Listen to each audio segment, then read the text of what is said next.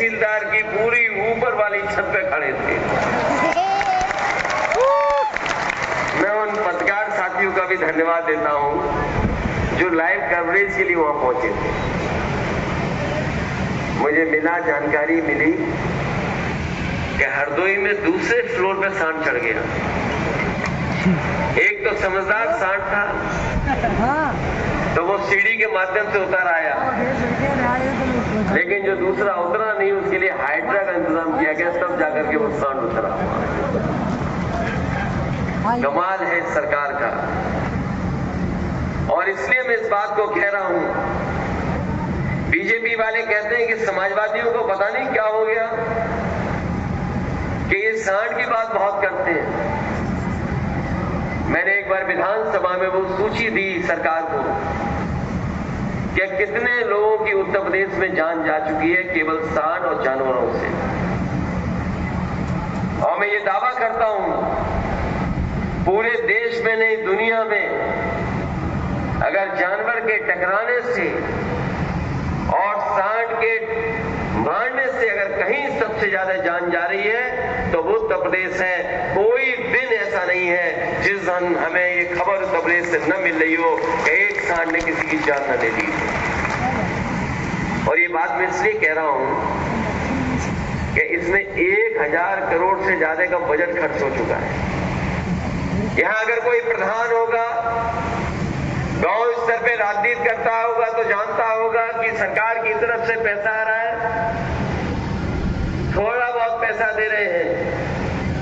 Budget में तो कहते हैं 1000 करोड़ दे रहे हैं, लेकिन सच्चाई ये है जमीन पर पहुंचते पहुंचते वो 1000 करोड़ रुपए कहां चले जा रहे हैं किसी को नहीं पता।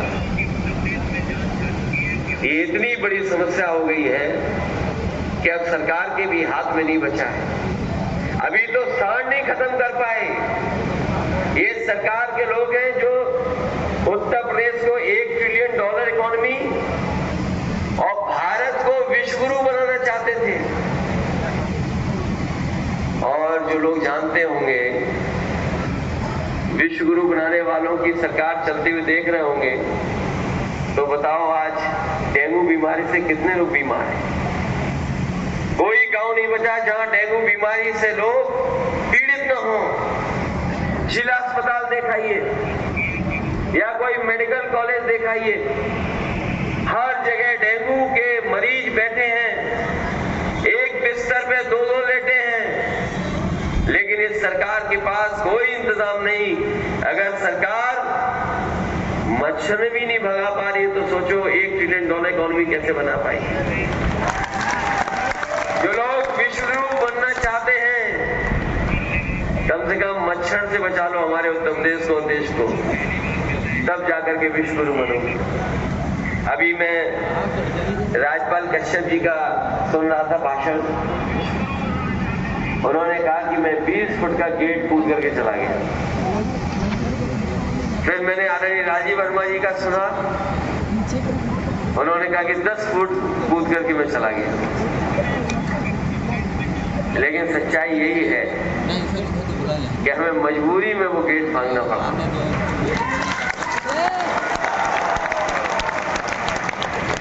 जो लोग समाजवादी इतिहास को पढ़े होंगे, जानते होंगे, जयप्रकाश जी ने कभी आह्वान किया था संपूर्ण क्रांति का, और संपूर्ण क्रांति का आह्वान कर करके पूरे देश को एक कर दिया था। सभी राजनीतिक दल एक हो गए थे और उस समय जो सरकार थी उसके खिलाफ खड़े हो गए और संपूर्ण क्रांति का नारा इतना जमीन पर पहुंचा कि उस समय की सरकार दिल्ली से हट गई। उन्होंने उस समय लोकतंत्र को बचाया था।